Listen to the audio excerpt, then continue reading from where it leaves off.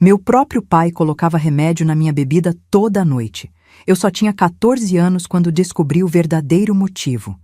A máquina fotográfica que ele escondia no armário era só o começo do meu pesadelo. Bom dia, meus queridos. Que bênção poder conversar com vocês hoje. Deixa eu me apresentar direitinho. Meu nome é Gertrude Zamboni, mas todo mundo aqui em Ijuí me chama de Dona Gerta. Estou com 78 anos bem vividos, graças a Deus. Nasci em Cachoeira do Sul, mas já faz quase 5 décadas que moro aqui nessa cidadezinha tão acolhedora do interior gaúcho. Hoje eu tenho uma vida tranquila, sabe? Acordo cedinho, antes mesmo do sol aparecer. Gosto de ver o dia nascendo enquanto preparo meu chimarrão bem amargo, do jeito que nós, gaúchos de raiz, apreciamos. Minha casinha é simples, mas é meu cantinho de paz. Tenho um jardinzinho nos fundos, onde cultivo minhas ervas e temperos, manjericão, alecrim, sálvia e arruda, que além de temperar a comida, espanta as energias ruins. Nas manhãs de terça e quinta, vou ao grupo de tricô na Associação de Aposentados. Criei um projetinho lá que me deixa muito orgulhosa. Nós, as vovós tricoteiras, fazemos mantas, gorrinhos e sapatinhos para as crianças do hospital municipal. Ver aqueles olhinhos brilhando quando recebem algo feito com tanto carinho. Não há dinheiro no mundo que pague, meus queridos. Comecei com esse trabalho voluntário depois que perdi meu Augusto, meu marido, faz 7 anos. Foi um jeito que encontrei de ocupar a cabeça e o coração. No início, eu mal conseguia segurar as agulhas de tricô, de tanto que minhas mãos tremiam por causa do nervoso. Mas aos poucos, cada pontinho que eu dava no tricô era como se estivesse remendando os rasgos da minha própria alma. Minha filha Berenice mora a 2 quadras daqui com meu genro e meus 3 netinhos. Eles vêm almoçar comigo todo domingo. E é quando faço meu carreteiro especial com linguiça campeira que só encontramos aqui na região. A pequena Anita, minha neta de 8 anos, sempre diz que quer aprender todos os segredos da cozinha da vovó. Já o Lucas e o Mateus, os gêmeos de 12, preferem ouvir as histórias de antigamente, enquanto devoram os pãezinhos de queijo que saem quentinhos do forno. Aqui de onde estou gravando, dá para ver pela janela o céu azul de Ijuí. Tem um pé de jabuticaba no quintal que plantei quando cheguei aqui. Já pensou quanto esse pé de jabuticaba viu dessa vida? Quase tanto quanto eu. Às vezes, sento na cadeira de balanço na varanda, olho para ele e penso em tudo que passei para chegar até aqui. Ah, meus queridos, antes de continuar com minha história, queria pedir um favorzinho. Se você está gostando de me ouvir, aperta aquele botãozinho de curtir, viu? E se inscreve no canal para não perder nenhuma das histórias que a vovó Gerta tem para contar. Isso me ajuda muito, sabia? E vocês, meus amores que estão me assistindo agora, me contem aqui nos comentários. De qual cidadezinha vocês estão me ouvindo? E em que horinha do dia encontraram essa vovó tagarela? Será que estão tomando cafezinho de manhã cedo?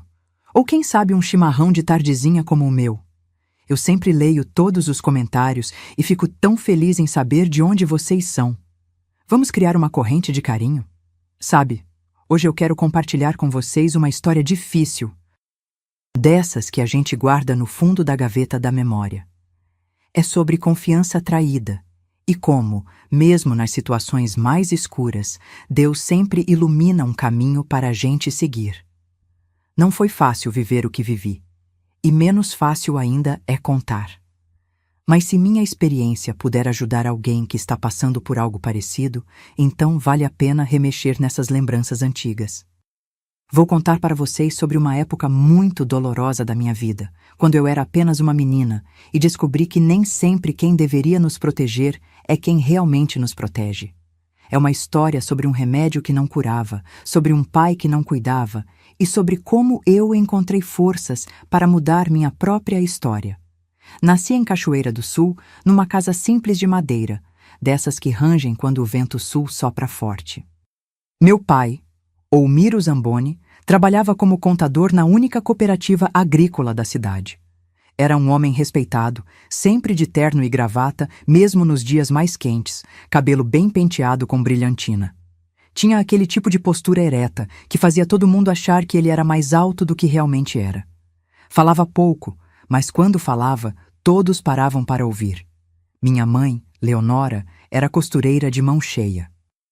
Fazia vestidos para as moças da sociedade cachoeirense e ajudava a compor o orçamento da casa com esse trabalho. Era uma mulher miúda, de mãos ágeis e olhar doce, sempre com um alfinete na boca enquanto ajustava alguma bainha.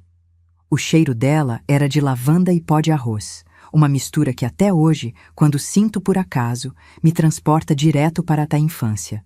Éramos 4 irmãos. Eu era a caçula e a única menina, depois de 3 guris. O Tadeu, o mais velho, sério como o pai. O Cláudio, o do meio, que vivia metido em confusão. E o Jairo, que era só 3 anos mais velho que eu e meu grande protetor na infância. A casa vivia cheia de barulho e movimento com aqueles 3 guris correndo para lá e para cá. E eu, pequenininha, sempre tentando acompanhar. Nossa casa ficava na Rua das Acácias, uma rua de terra com casas uma do lado da outra, todas mais ou menos parecidas. O quintal era grande, com um limoeiro, uma parreira de uva e uma horta que minha mãe cuidava com todo zelo. No fundo tinha um galinheiro, onde eu adorava ir buscar os ovos ainda quentinhos que acabavam de ser botados. Era uma alegria quando eu encontrava um ninho escondido, cheio de ovos, e corria para mostrar para a mãe como se tivesse achado um tesouro. Acordávamos com o cantar do galo antes mesmo do sol raiar. Papai saía cedo para o trabalho, sempre depois de tomar um café preto bem forte que mamãe preparava. Nós, crianças, tomávamos leite com farinha de milho e íamos para a escola que ficava a uns 20 minutos de caminhada.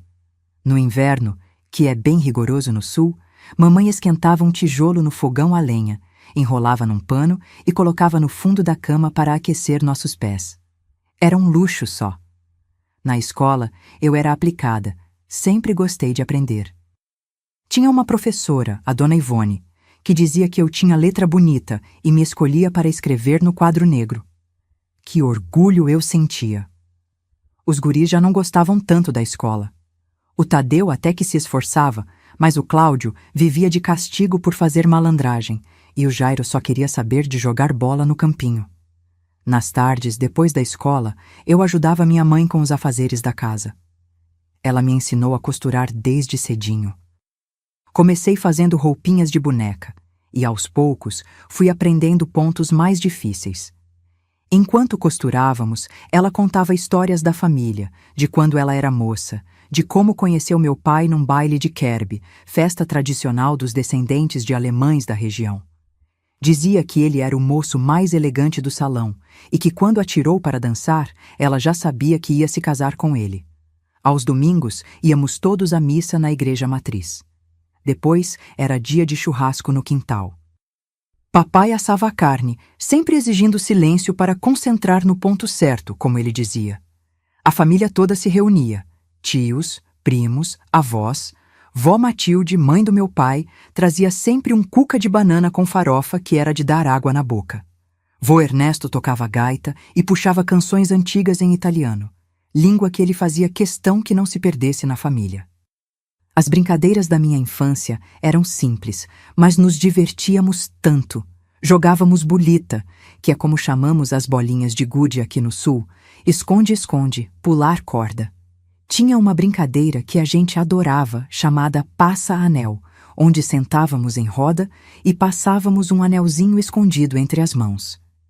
Quem tinha que adivinhar onde estava o anel ficava no meio, e se errasse, pagava prenda. Minha melhor amiga era a Iracema, filha do dono do armazém. Era uma guriazinha sardenta, de tranças compridas, que sabia todas as novidades da cidade porque ouvia as conversas dos adultos na venda do pai. Passávamos horas brincando de casinha no vão embaixo da escada dos fundos, onde arrumávamos nossas bonecas de pano, feitas pela minha mãe, e servíamos chá de mentirinha em xícaras quebradas que ganhávamos da cozinha. A vida seguia assim, tranquila e simples, até que minha mãe começou a adoecer. Eu tinha 11 anos quando ela teve os primeiros sintomas. Começou com cansaço, depois vieram as dores no peito, a tosse que não passava. O doutor Gentil, único médico da cidade, vinha em casa para consultá-la. Lembro dele auscultando o peito dela com aquele aparelho frio, o estetoscópio, e depois conversando com meu pai em voz baixa no corredor. Eles achavam que eu não entendia, mas eu sabia que era coisa grave pelo jeito que meu pai passava a mão nos cabelos, num gesto nervoso que nunca tinha visto antes. Foi se definindo aos poucos o diagnóstico: tuberculose. Naquela época, era uma doença que metia medo em todo mundo. Mamãe foi ficando cada vez mais fraca, mais magra, a pele quase transparente. Meus irmãos mais velhos, Tadeu e Cláudio, já estavam trabalhando fora. Tadeu como auxiliar na mesma cooperativa que o pai, e Cláudio numa oficina mecânica. O Jairo e eu éramos os únicos ainda crianças em casa. Meu pai mudou depois que mamãe adoeceu. Ficou mais calado, mais fechado, como se guardasse tudo dentro dele. Às vezes, eu o flagrava olhando para mamãe com uma expressão que eu não conseguia decifrar. Havia dor, sim, mas também algo mais que só entendi muito depois. Quando eu tinha 13 anos, numa tarde fria de junho, minha mãe se foi. Lembro do silêncio pesado que tomou conta da casa, da falta que fazia ouvir o barulho da máquina de costura dela, do vazio que ficou no lugar que ela ocupava na mesa. Mas principalmente, lembro de como meu pai me olhou no velório com uma intensidade estranha e disse: "Agora somos só nós dois, Gertrudes. Você é a mulher da casa agora." Essas palavras deveriam ser de conforto, mas senti um arrepio percorrer minha espinha. Não entendi na hora, mas algo tinha mudado para sempre. Nos meses que se seguiram, papai foi dispensando um a um os meus irmãos. Tadeu foi transferido para trabalhar numa filial da cooperativa em Santa Maria. Cláudio arranjou um emprego melhor em Porto Alegre e se mudou para lá. Até mesmo Jairo, que ainda era jovem, foi mandado para morar com vó Matilde em Venâncio Aires, para continuar os estudos em uma escola melhor. E assim, antes mesmo que eu percebesse, estávamos realmente só nós dois na casa, eu e meu pai. Foi quando começou aquela estranha rotina noturna que mudaria minha vida para sempre. Foi logo depois do meu aniversário de 14 anos que começou. Lembro bem, porque ganhei de presente do meu pai um vestido azul claro, o primeiro que não era costurado pelas mãos da minha mãe. "Uma moça precisa se vestir como moça", ele disse, com um olhar que me deixou desconfortável. Naquela época, eu estudava no grupo escolar Visconde de Rio Branco e voltava para casa sempre antes do anoitecer. O combinado era que eu cuidaria da casa como minha mãe fazia, limpava, lavava roupa, cozinhava. Não era fácil para uma guria da minha idade, mas eu me esforçava. Queria deixar tudo em ordem para quando meu pai chegasse do trabalho. Em casa, a presença da minha mãe ainda era forte. Suas roupas ainda estavam guardadas no armário, seu dedal e agulhas ainda na caixinha de costura da sala. Às vezes, eu abria seu guarda-roupa só para sentir aquele cheirinho dela que ia diminuindo com o tempo. Papai não deixava que eu mexesse nas coisas dela. Dizia que era falta de respeito com a memória. "Deixa tudo como está, Gertrudes." É como se ela ainda estivesse conosco. A primeira vez que notei algo estranho foi numa quinta-feira. Lembro que era quinta porque era dia de fazer faxina nos quartos. Enquanto arrumava o quarto do meu pai, encontrei, escondido no fundo de uma gaveta, embaixo de meias e lenços, um envelope marrom. A curiosidade foi mais forte. Dentro havia algumas fotos de mulheres recortadas de revistas, daquelas que os rapazes costumavam guardar às escondidas. Fechei o envelope rapidinho e coloquei de volta, com o coração disparado. Pensei, todo homem viúvo deve sentir solidão. Na minha inocência, queria entender, justificar. As jantares eram silenciosos. Papai não era de muita conversa, mas depois que mamãe morreu, ficou ainda mais fechado. Comentava sobre meu desempenho nas tarefas domésticas. "O arroz está mole demais. Essa camisa não está bem passada." Eu me esforçava para melhorar, queria tanto a aprovação dele. Foi mais ou menos um mês depois do meu aniversário que começou a rotina do remédio. Naquela noite, eu estava na cozinha lavando a louça do jantar quando meu pai apareceu com uma caneca fumegante. "Gertrudes, preparei um chá para você. É de camomila com mel, bom para dormir." Achei estranho, Papai nunca tinha feito nada na cozinha antes.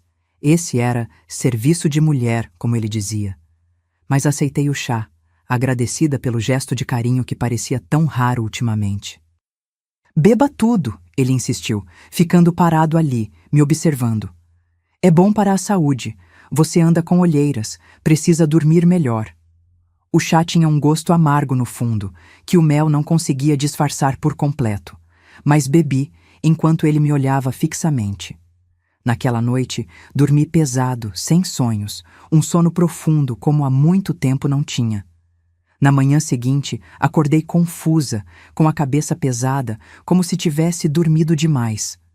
Meu corpo estava estranhamente dolorido. Ao me levantar, notei que minha camisola estava meio torta, não do jeito que eu costumava dormir. E havia um cheiro diferente no quarto, como loção de barbear. Pensei que talvez meu pai tivesse entrado para me acordar, mas desistido ao me ver dormindo tão profundamente.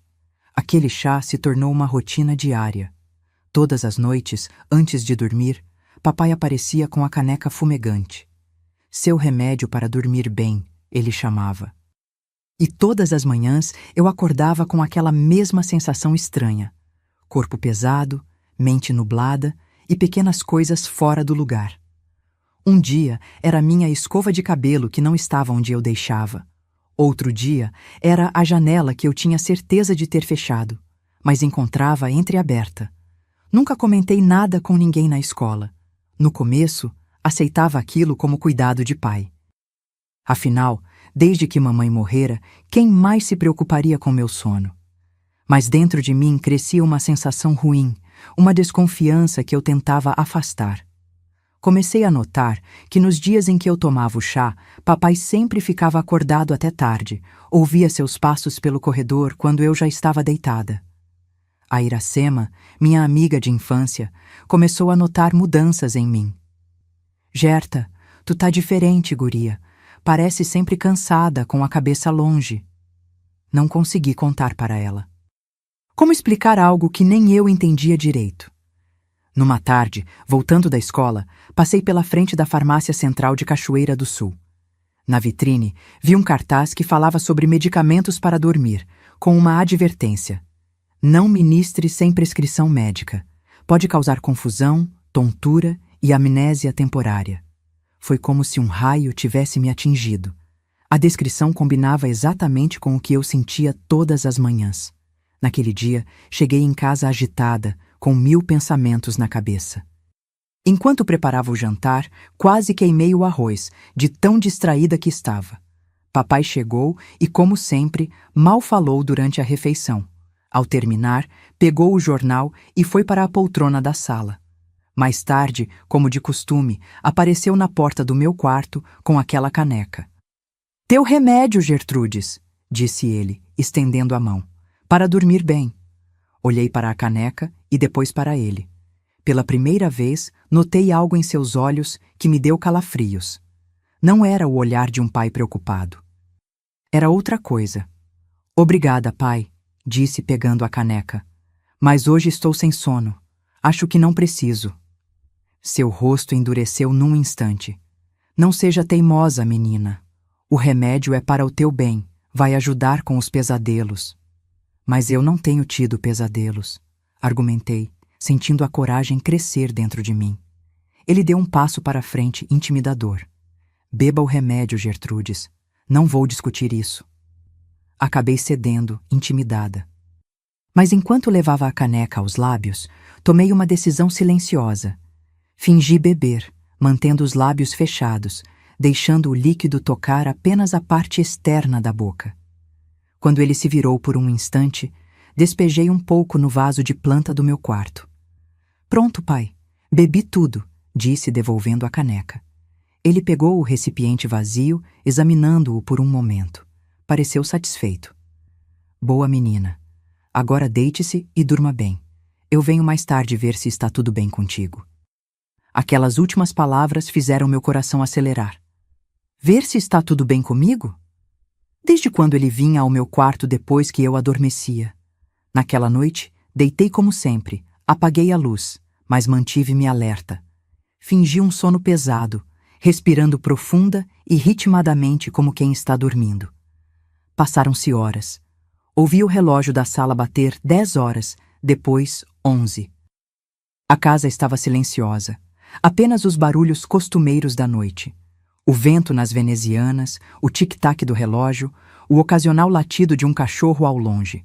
Então, por volta da meia-noite, escutei. Passos lentos e cuidadosos no corredor, aproximando-se do meu quarto. Meu coração disparou, mas forcei-me a manter a respiração regular, os olhos fechados, o corpo imóvel. A porta se abriu com um rangido leve. Senti a presença dele parado na entrada, observando. Ele entrou e os passos se aproximaram da minha cama.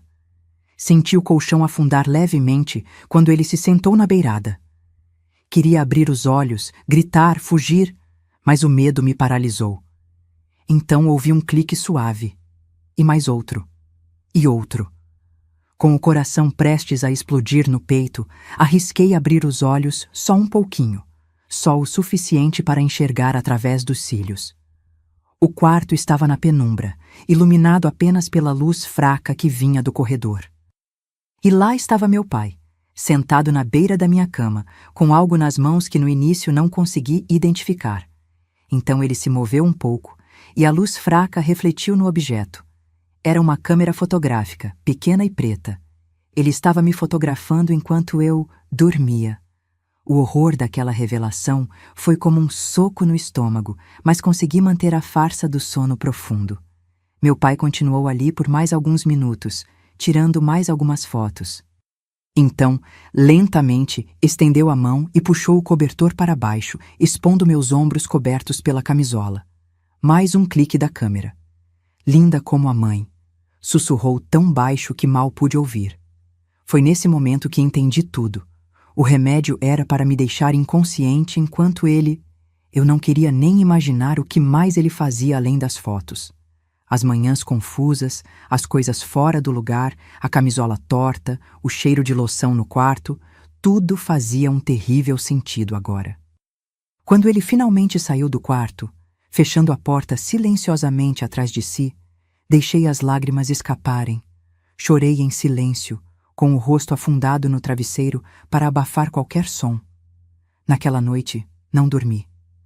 Fiquei de olhos abertos no escuro, sentindo-me suja, traída, violada pelo homem que deveria me proteger. Na manhã seguinte, levantei-me como se nada tivesse acontecido.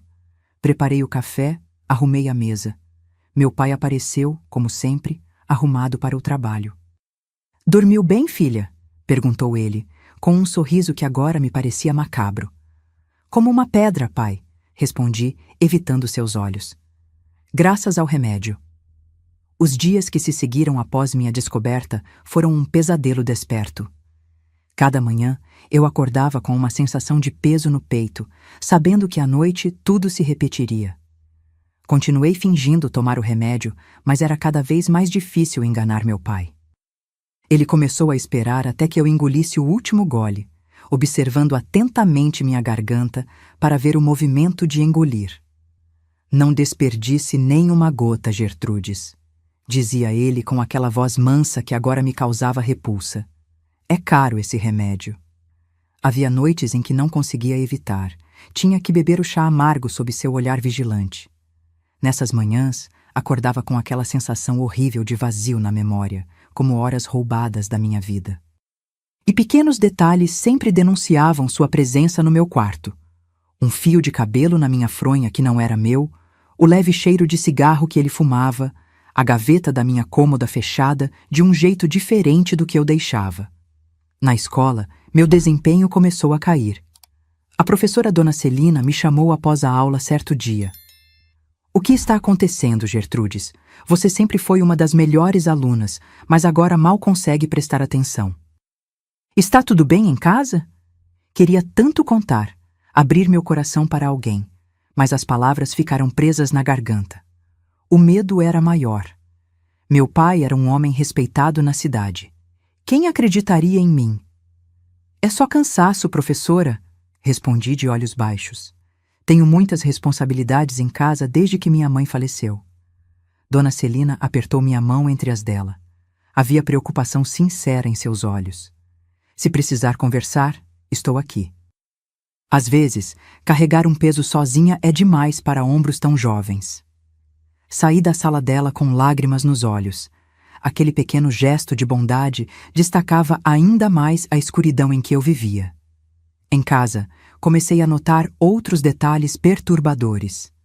Um dia, enquanto limpava o quartinho dos fundos que servia como depósito, encontrei uma caixa com o nome da loja de fotografia da cidade, escondida embaixo de ferramentas velhas. Dentro, vários envelopes com negativos de fotos. Meu coração disparou, mas não tive coragem de abrir.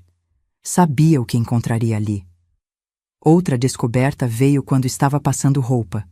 No bolso interno do paletó do meu pai, encontrei um recibo da mesma loja de fotografia. Revelação de 12 fotos. Urgente. A data era de apenas 3 dias atrás. O isolamento foi se tornando mais intenso. Meu pai começou a limitar minhas saídas, alegando preocupação. Uma menina sozinha na rua não é seguro, Gertrudes. Tem muito homem mau por aí. A ironia daquelas palavras me doía como um tapa. As visitas de Iracema foram sendo desencorajadas. Aquela menina só traz fofoca para dentro de casa, dizia ele.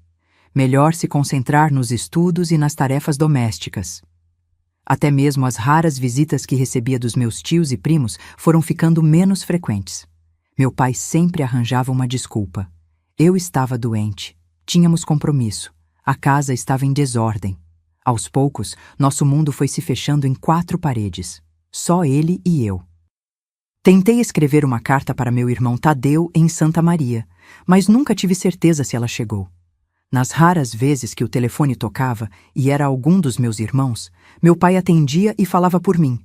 A Gertrudes está ocupada agora, ou ela já foi dormir? Amanhã tem aula cedo. O inverno de 1961 foi particularmente rigoroso em Cachoeira do Sul. As noites longas e frias tornavam meu isolamento ainda mais doloroso. Foi nessa época que meu pai começou a levar o remédio para viagens. Vamos visitar o tio Alfredo em Lajeado neste final de semana, anunciou ele certa sexta-feira. Arrume suas coisas. Tio Alfredo era irmão do meu pai, um homem calado como ele. Vivia sozinho desde que a esposa o deixara anos atrás. Durante a viagem de ônibus, percebi que meu pai levava uma garrafinha no bolso interno do casaco. O que é isso, pai? Perguntei, fingindo inocência. Remédio para enjoo, respondeu ele rapidamente. A estrada é cheia de curvas. Naquele fim de semana, pela primeira vez, o ritual do remédio aconteceu fora de casa. Depois do jantar na casa simples de tio Alfredo, meu pai preparou o chá na cozinha. Para ajudar a menina a dormir depois da viagem cansativa, explicou ao irmão, que apenas assentiu, sem fazer perguntas. Na manhã seguinte, acordei naquela mesma confusão mental, mas num ambiente estranho, o quarto de hóspedes da casa do tio Alfredo. A porta estava trancada pelo lado de fora. Quando consegui sair, encontrei meu pai e tio na cozinha, conversando em voz baixa. Pararam abruptamente quando me viram. "Dormiu bem, filha?" perguntou meu pai, com aquele sorriso que eu já conhecia. "Sim, pai", respondi automaticamente. Naquela manhã, enquanto lavava o rosto no pequeno banheiro da casa, notei algo que me gelou o sangue. Uma marca roxa no meu braço, como se alguém tivesse me segurado com força. O que mais acontecia enquanto eu estava inconsciente? Na volta para casa, fiquei em silêncio no ônibus, olhando pela janela a paisagem cinzenta do inverno gaúcho, sentindo-me cada vez mais presa numa teia invisível. As semanas foram passando e eu notava mudanças sutis no comportamento do meu pai. Ele parecia mais confiante, menos cuidadoso. Certa noite, encontrei um caderno embaixo do colchão dele enquanto trocava os lençóis. Dentro havia anotações, datas, horários e descrições curtas. Gertrudes de azul, G, com o cabelo solto, G, dormindo de lado. Era um registro macabro das suas sessões noturnas de fotografia. O pior momento veio quando, certo dia, retornei mais cedo da escola por causa de uma forte chuva. A casa parecia vazia, mas ouvi ruídos no quarto do meu pai. A porta estava entreaberta. Olhei pela fresta e vi algo que me deixaria marcada para sempre. Ele estava sentado na cama, olhando fotografias espalhadas sobre o cobertor. Fotografias minhas dormindo em diferentes posições. Algumas tiradas tão de perto que mostravam apenas partes do meu corpo: mãos, pescoço, pernas. Em algumas, percebi com horror: minha camisola estava em posições diferentes das que eu usava para dormir. Recuei em silêncio, o coração martelando contra as costelas. Tranquei-me no banheiro e vomitei. Quando consegui me recompor, ele já tinha guardado tudo e estava na cozinha, como se nada tivesse acontecido. Naquela noite, tomei a decisão que mudaria minha vida. Não podia continuar assim. Sentia que, a cada dia, ele se tornava mais ousado e temia o que poderia acontecer a seguir. Na escola, durante o intervalo, procurei a biblioteca e encontrei um livro sobre ervas medicinais. Procurei informações sobre plantas que causam sono profundo, tentando entender o que ele colocava no meu chá. Suspeitava de beladona ou meimendro, ervas que cresciam nos campos ao redor da cidade e que, segundo o livro, causavam os mesmos sintomas que eu sentia: confusão, sonolência, boca seca, visão turva. Numa tarde em que fui até o centro da cidade comprar linha para costura, passei pela loja de eletrônicos do seu Armindo. Na vitrine, vi algo que chamou minha atenção: um pequeno gravador de fita cassete. Era caro. Custava quase todo o dinheiro que eu tinha economizado fazendo pequenos trabalhos de costura para vizinhas, escondido do meu pai. Mas não hesitei. É para gravar as aulas, expliquei a seu Armindo, que me olhou com curiosidade. Para estudar melhor para as provas. Ele me explicou como funcionava o aparelho, como posicionar a fita, ajustar o volume, ligar a gravação. Saí da loja com o gravador escondido no fundo da bolsa, sentindo pela primeira vez, em muito tempo, uma centelha de esperança. Naquela mesma noite, preparei minha armadilha. Escondi o gravador debaixo da cama, posicionado estrategicamente para captar sons no quarto. Testei várias vezes para ter certeza de que funcionava bem. Quando ouvi os passos do meu pai chegando da cooperativa, guardei tudo cuidadosamente e fui preparar o jantar como se nada tivesse mudado. Durante a refeição, ele comentou que eu parecia diferente. Tem algo nos teus olhos hoje, Gertrudes. Pareces a tua mãe quando estava tramando alguma coisa. Senti um frio na espinha, mas mantive a expressão neutra. Só estou cansada, pai. Tivemos prova de matemática hoje.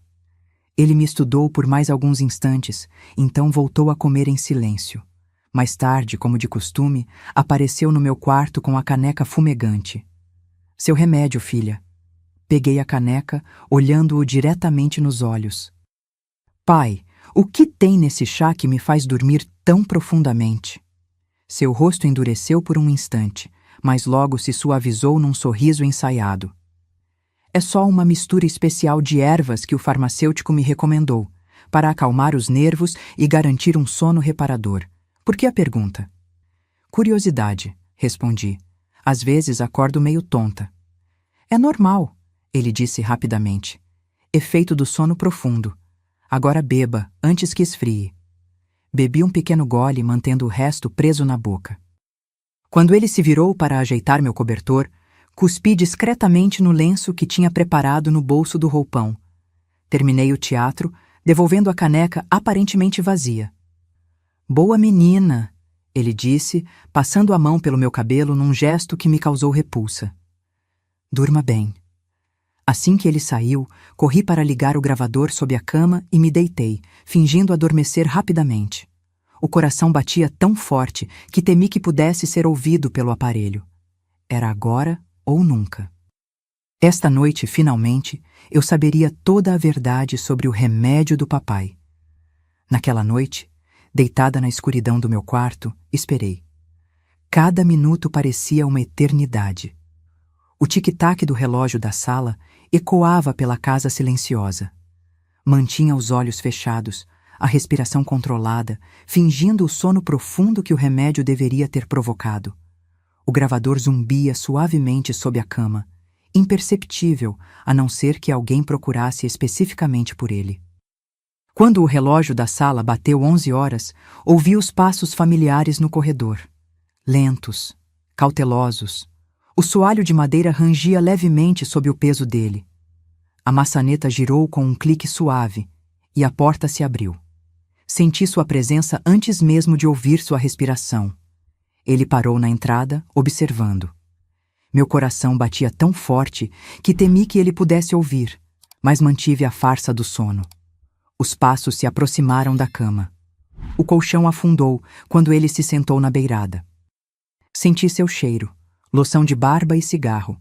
Então veio o clique familiar da câmera. Perfeita, sussurrou ele, tão baixo que quase não ouvi. Tão parecida com ela. Meu estômago revirou com a menção implícita à minha mãe, mas continuei imóvel. Então algo diferente aconteceu. Senti seus dedos tocarem meu cabelo, afastando uma mecha do meu rosto. Nunca antes ele havia me tocado durante essas sessões noturnas, pelo menos não que eu lembrasse. A repulsa cresceu dentro de mim, mas o medo de ser descoberta era maior. Permaneci imóvel, enquanto ele continuava acariciando meu cabelo. Leonora, murmurou ele, chamando pelo nome da minha mãe.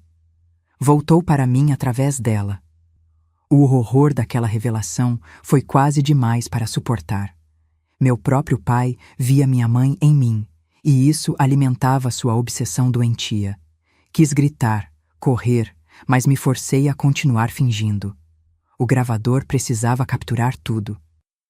Ele continuou por mais alguns minutos, tirando fotos, murmurando palavras que eu mal conseguia distinguir. Então, algo inesperado. Ele começou a falar mais alto, como se estivesse tendo uma conversa. Viu só, Leonora? Ela é a tua cara quando tinhas a idade dela.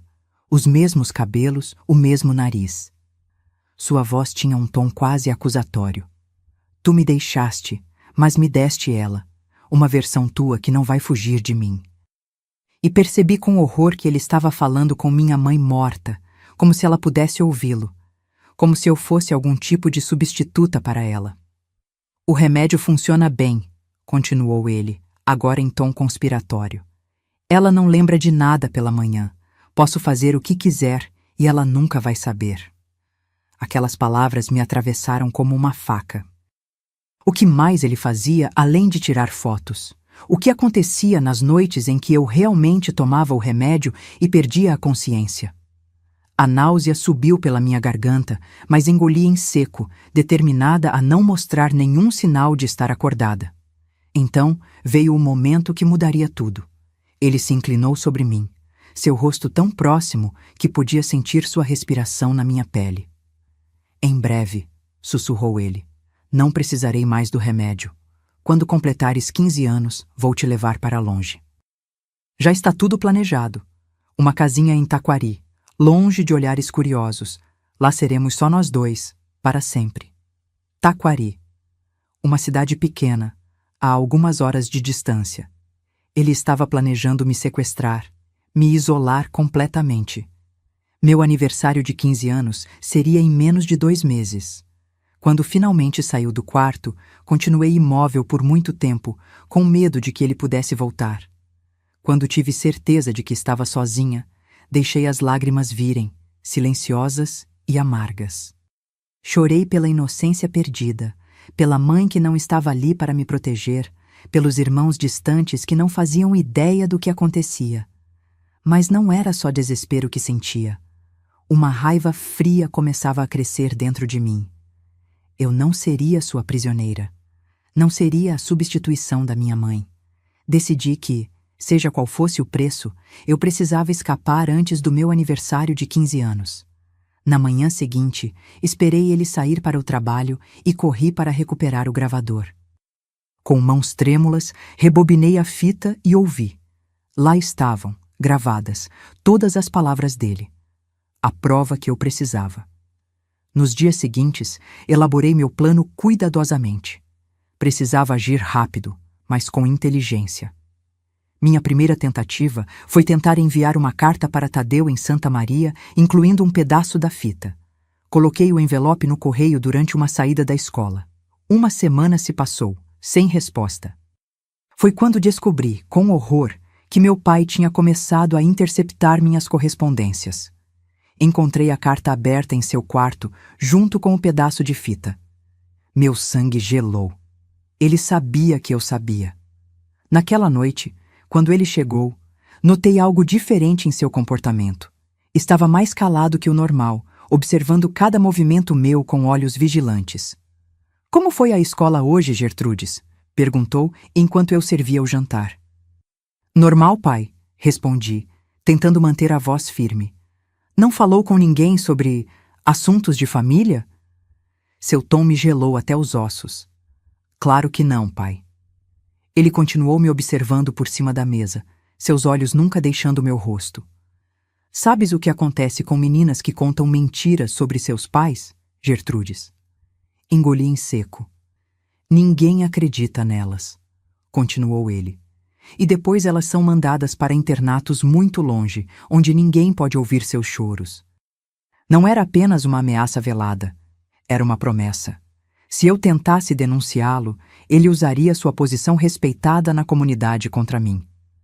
Seria minha palavra contra a dele?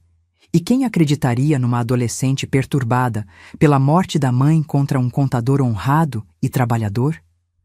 Aquela noite foi a pior de todas. Ele não trouxe o remédio, mas trancou minha porta pelo lado de fora. Fiquei presa no quarto, ouvindo-o caminhar pela casa, movendo coisas, abrindo e fechando gavetas. Preparando algo. O medo me consumia. Na manhã seguinte, ele entrou no meu quarto antes mesmo do sol nascer, carregando 2 malas. Mudança de planos, anunciou, jogando uma das malas na minha cama. Vamos viajar hoje mesmo. Arrume suas coisas, só o essencial. Viajar para onde? Perguntei, a voz mal saindo. Para nossa nova casa, respondeu ele, com um sorriso que não alcançava seus olhos. Aquele lugar especial que te falei. Taquari. Ele havia adiantado seu plano. Não teria mais chance de fugir se deixasse aquela casa com ele. Precisava fazer alguma coisa agora, imediatamente. Posso ir ao banheiro antes? Perguntei, tentando ganhar tempo. Ele hesitou por um momento, então assentiu. 5 minutos. No banheiro, tranquei a porta e apoiei as mãos na pia, respirando fundo, tentando pensar. Foi quando notei, pela pequena janela basculante, a figura familiar de Dona Adelaide, nossa vizinha, pendurando roupas no varal do quintal ao lado. Ela sempre acordava com as galinhas, costumava dizer. Em um impulso desesperado, abri a torneira para disfarçar qualquer som e arrastei o banquinho do canto até a janela. Subi nele, abri o basculante o máximo que pude e chamei, com uma voz urgente e mais controlada. Dona Adelaide, socorro! Meu pai está me levando embora à força. Chame a polícia, por favor. A senhora idosa olhou ao redor, confusa até me localizar. Gertrudes! O que foi, menina? Por favor, implorei, as lágrimas agora correndo livremente. Ele vai me levar. Tenho provas, uma gravação. Está escondida debaixo da tábua solta perto da minha cama. Por favor, acredite em mim.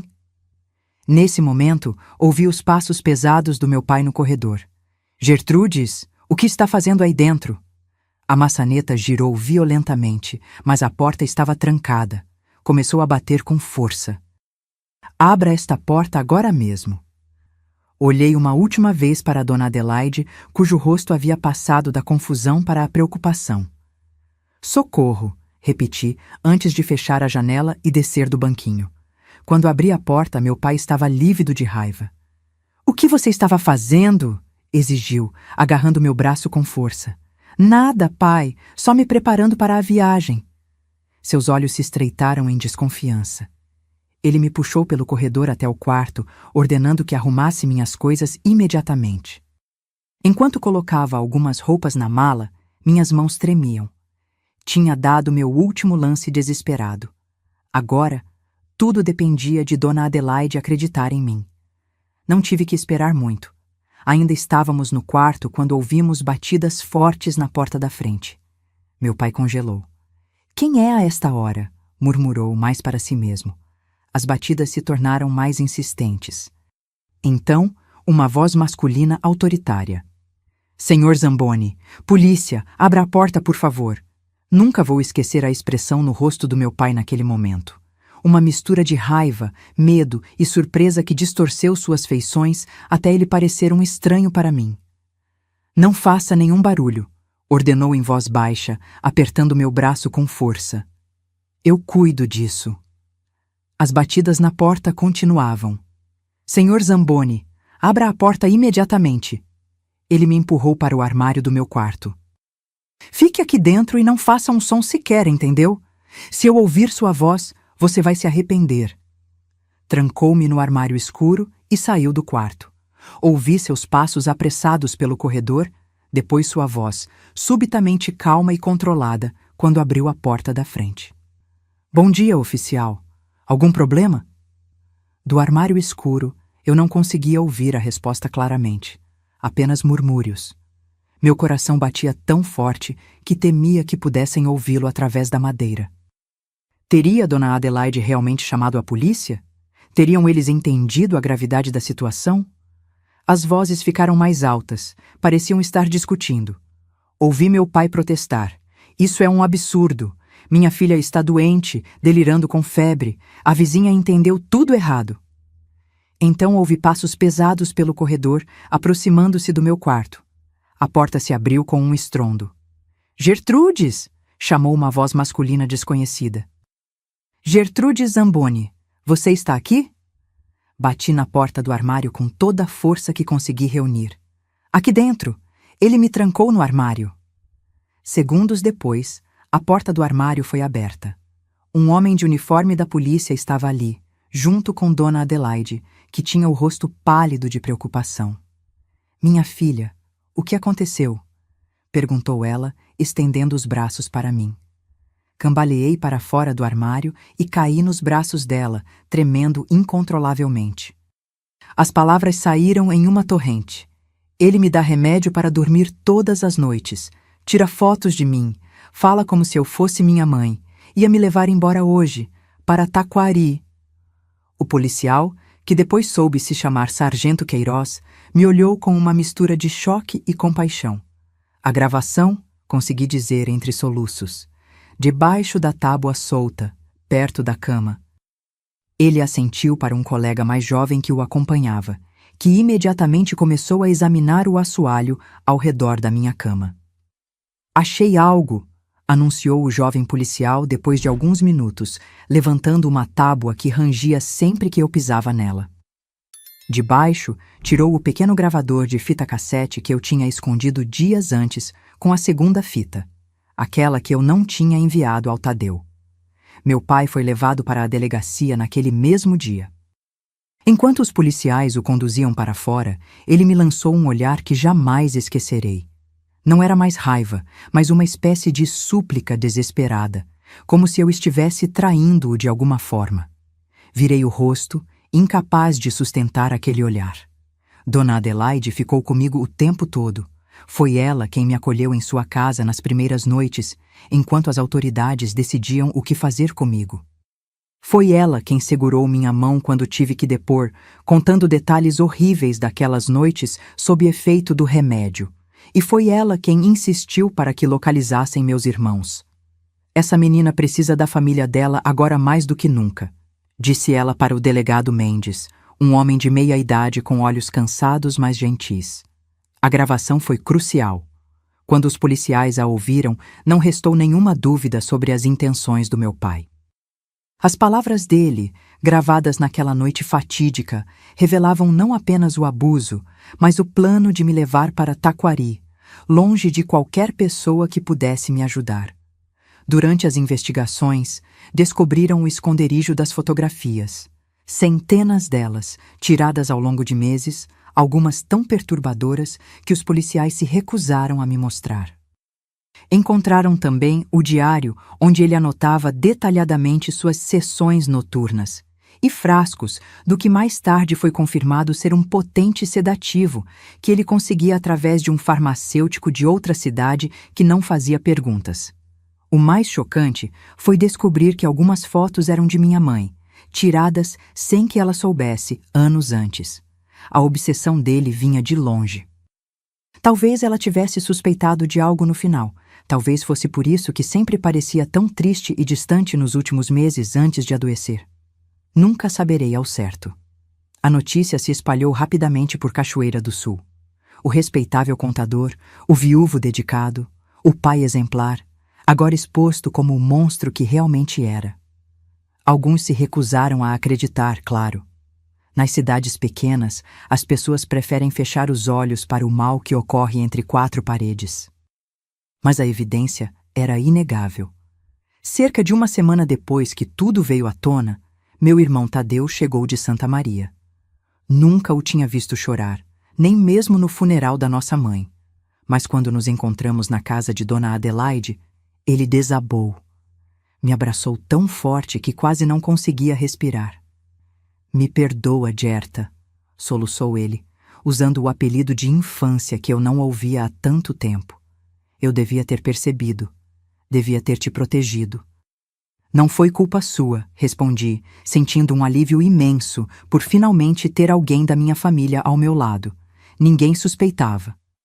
Nos dias seguintes, Cláudio veio de Porto Alegre e até mesmo Jairo conseguiu uma licença da escola em Venâncio Aires para me ver. Reunidos novamente após tanto tempo, choramos juntos pela inocência perdida, pela mãe que nos deixou cedo demais e por tudo que poderíamos ter sido como família se as circunstâncias fossem diferentes. Foi Tadeu quem tomou a decisão. Você vai morar comigo e Lourdes em Santa Maria, declarou ele, referindo-se à sua esposa que eu mal conhecia. Vamos te matricular numa escola nova, onde ninguém saiba dessa história. Você pode recomeçar. A ideia de deixar Cachoeira do Sul, um lugar agora carregado de memórias dolorosas, era tentadora. Mas havia uma pessoa de quem seria difícil me despedir.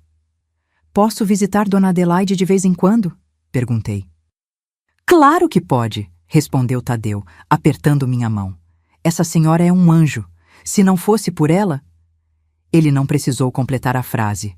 Todos sabíamos o que teria acontecido se Dona Adelaide não tivesse acreditado em mim naquela manhã desesperada. O julgamento do meu pai aconteceu alguns meses depois. Fui poupada de comparecer graças à intervenção do Dr. Canabarro, um advogado amigo da família de Lourdes que se ofereceu para representar nossos interesses. A sentença, 12 anos de prisão. Parecia pouco para todo o terror que ele me causou, mas era o que a lei permitia na época. A mudança para Santa Maria aconteceu 2 semanas após meu resgate. Empacotei o pouco que queria levar, principalmente roupas e alguns livros que minha mãe me dera. Deixei para trás tudo que pudesse me lembrar daqueles dias sombrios. Na véspera da partida, fui me despedir de Dona Adelaide. Ela me recebeu em sua cozinha aconchegante, com chá de verdade e biscoitos caseiros. Naquele ambiente simples, mas acolhedor, finalmente pude perguntar o que me intrigava desde o início. Por que a senhora acreditou em mim naquele dia? Muita gente teria ignorado. Ela pousou sua xícara e me olhou com aqueles olhos sábios que pareciam enxergar além das aparências. Minha querida, quando uma criança grita daquele jeito, do fundo da alma, só um coração de pedra não escutaria. Mas tem mais. Ela hesitou, como se decidindo se deveria continuar. Eu sempre desconfiei que algo estava errado naquela casa. Via o jeito que teu pai te olhava. Lembrava demais do jeito que meu próprio tio me olhava quando eu tinha tua idade. Meus olhos se arregalaram com a revelação. A senhora também. Ela assentiu lentamente. Mas ninguém acreditou em mim naquela época. Não tinha quem me ajudasse. Por isso, quando te ouvi pedindo socorro, soube que era verdade. E jurei que não deixaria acontecer contigo o mesmo que aconteceu comigo. Naquela noite, chorei no ombro dela todas as lágrimas que ainda me restavam. Não apenas de dor, mas também de gratidão. Em meio a tanto horror, tinha encontrado uma aliada inesperada, alguém que compreendia minha dor porque carregava cicatrizes semelhantes. Na manhã seguinte, parti para Santa Maria no carro de Tadeu. Enquanto deixávamos Cachoeira do Sul para trás, olhei pela janela do carro e fiz uma promessa silenciosa. Um dia, quando a dor não fosse tão recente, eu usaria minha experiência para ajudar outras meninas como eu. outras crianças que viviam em silêncio seu próprio inferno particular. Em Santa Maria, comecei minha nova vida. Lourdes, minha cunhada, era uma mulher gentil e maternal, exatamente o que eu precisava naquele momento. Ela não tentou substituir minha mãe, mas ofereceu o carinho e a orientação que me faltavam. A casa deles era modesta, mas acolhedora, com um pequeno jardim onde aprendi a cultivar flores, uma terapia que me ajudou a cicatrizar feridas invisíveis. A nova escola foi um recomeço. Ninguém sabia da minha história, e pude ser apenas Gertrudes, a menina nova, a sobrinha do contador Tadeu. Aos poucos, fiz novas amizades, mergulhei nos estudos e comecei a sonhar com um futuro que, meses antes, parecia impossível. A gravação que salvou minha vida foi guardada como evidência pelo tribunal, mas seu eco permaneceu comigo. Foi aquela fita que me ensinou o poder da própria voz, mesmo quando sussurrada no escuro. Foi ela que me mostrou que, às vezes, a salvação vem de capturar a verdade e não deixá-la escapar, não importa quão dolorosa seja. Hoje, olhando pela janela da minha casa em Ijuí, vendo o pé de jabuticaba que plantei há quase 5 décadas, é difícil acreditar que aquela menina assustada de Cachoeira do Sul e esta vovó de 78 anos são a mesma pessoa. A vida tem dessas voltas, não é mesmo?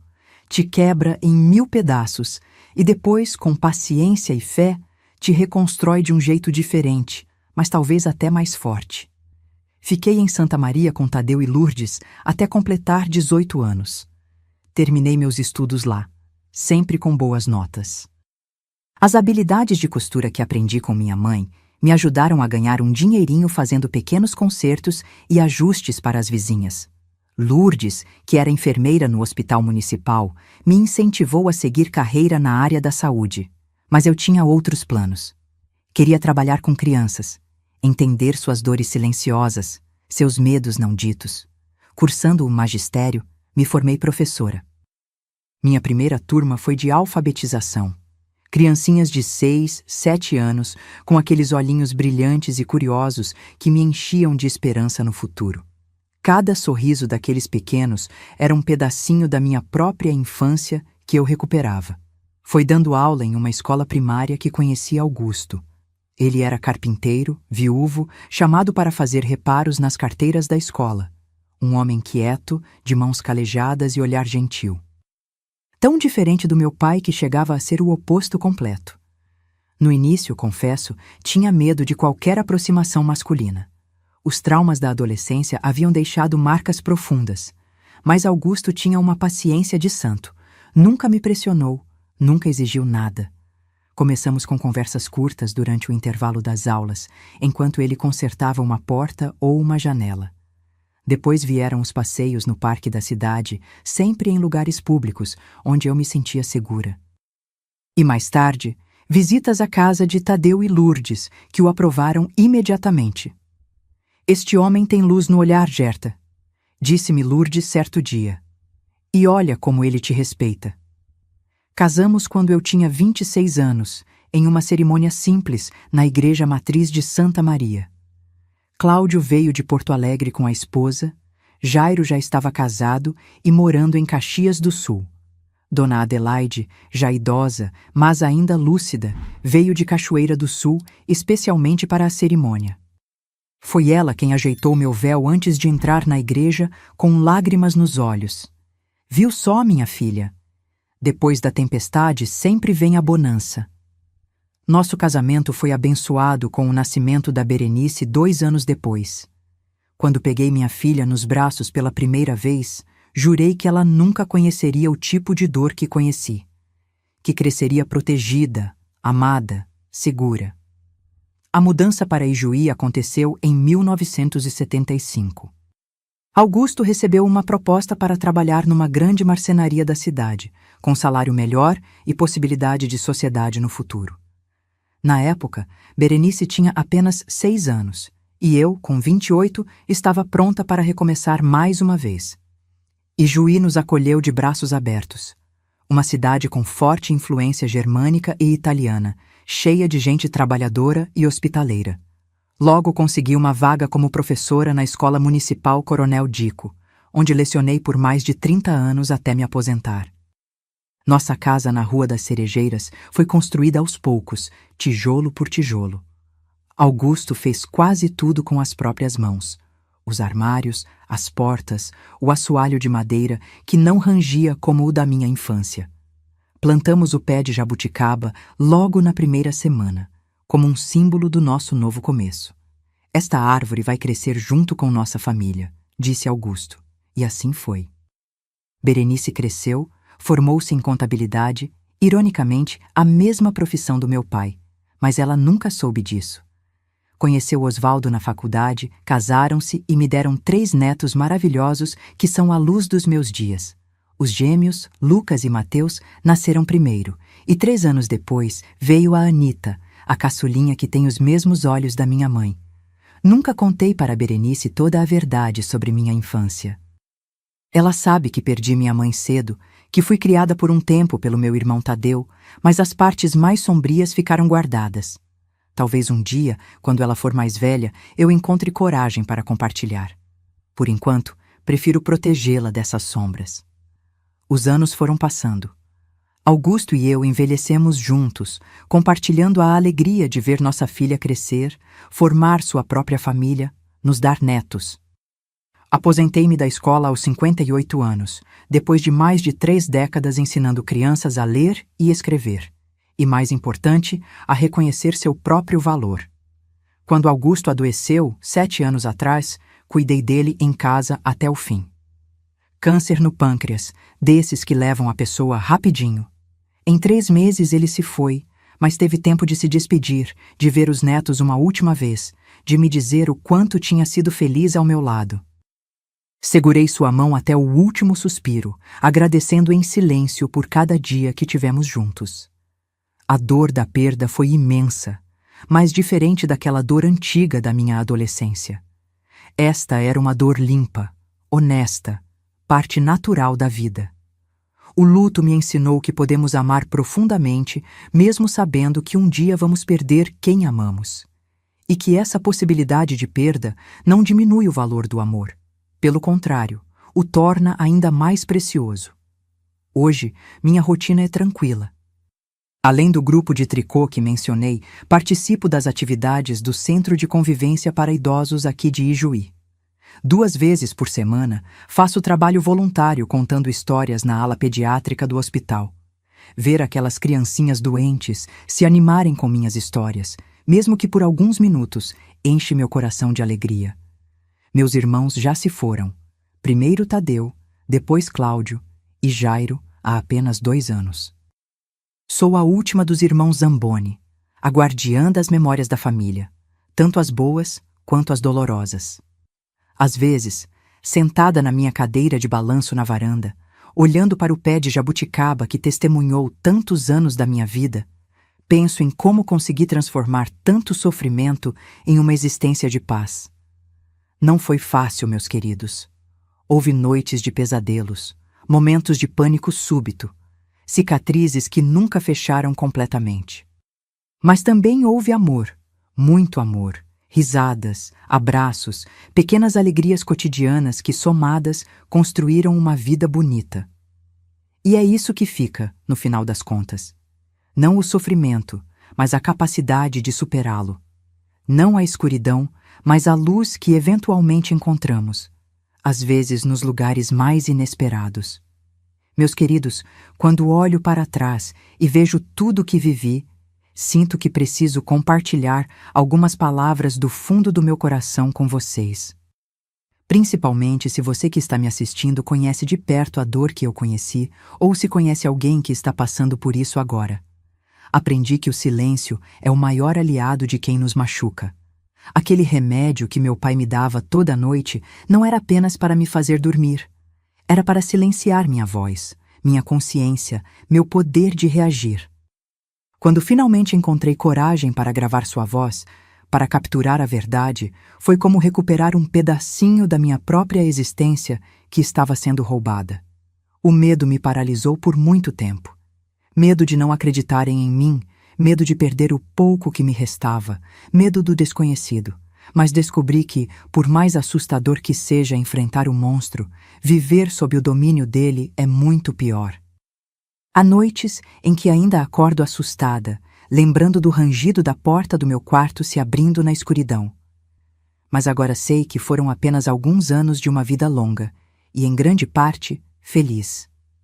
Quando você está no fundo do poço, parece impossível enxergar a luz. Eu não conseguia imaginar uma vida além daquela casa em Cachoeira do Sul, além daquele terror diário. Mas a vida tem uma capacidade surpreendente de abrir caminhos onde antes só víamos paredes. Dona Adelaide apareceu quando eu mais precisava.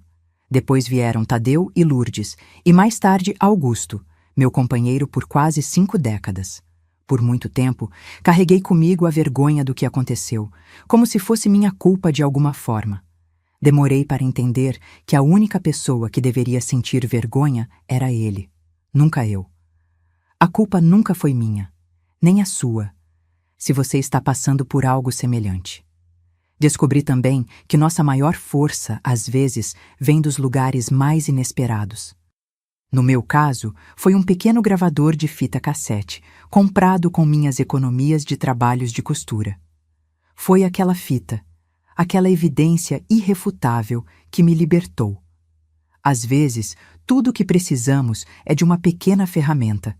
Pode ser um diário escondido, uma mensagem enviada a alguém de confiança, um grito pela janela do banheiro como foi o meu. Os pesadelos não acabam de um dia para o outro.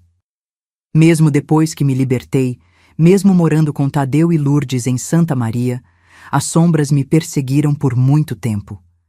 Tive que aprender a confiar novamente, a dormir sem medo, a acreditar que merecia coisas boas. Foi uma jornada longa, com avanços e recuos, mas cada pequeno passo me levou mais longe daquele quarto escuro. O que me salvou, além da ajuda daqueles anjos que cruzaram meu caminho, foi encontrar um propósito maior. Como professora, pude proteger e empoderar centenas de crianças ao longo dos anos. Cada vez que eu percebia sinais de abuso em um aluno e conseguia intervir, era como resgatar um pedacinho daquela menina que fui um dia. Sei que para quem está sofrendo agora, essas palavras podem parecer distantes, quase impossíveis. Mas quero que você saiba, há um caminho de saída. Há pessoas que acreditarão em você. Há uma vida bonita, esperando depois da tempestade. E para vocês, meus queridos ouvintes que me acompanharam até aqui, que compartilharam dessa jornada dolorosa comigo, peço do fundo do coração, estejam atentos. Às vezes, um pedido de socorro vem num sussurro, num olhar abaixado, numa mudança sutil de comportamento. Se uma criança ou adolescente ao seu redor mostrar sinais de que algo está errado, por favor, acredite, investigue, pergunte.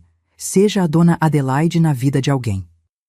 E se você gostou da minha história, se ela tocou seu coração de alguma forma, por favor, aperte aquele botãozinho de inscrever-se e ative o sininho. Sua inscrição no canal não é apenas um número, é um sinal de que histórias como a minha precisam ser ouvidas, de que o silêncio precisa ser quebrado. Deixe também um comentário com a palavra coragem, só para eu saber que você chegou até aqui comigo. Faça isso agora, não espere nem mais um minuto, porque cada pessoa que ouve essas histórias se torna um guardião contra o silêncio que protege os agressores.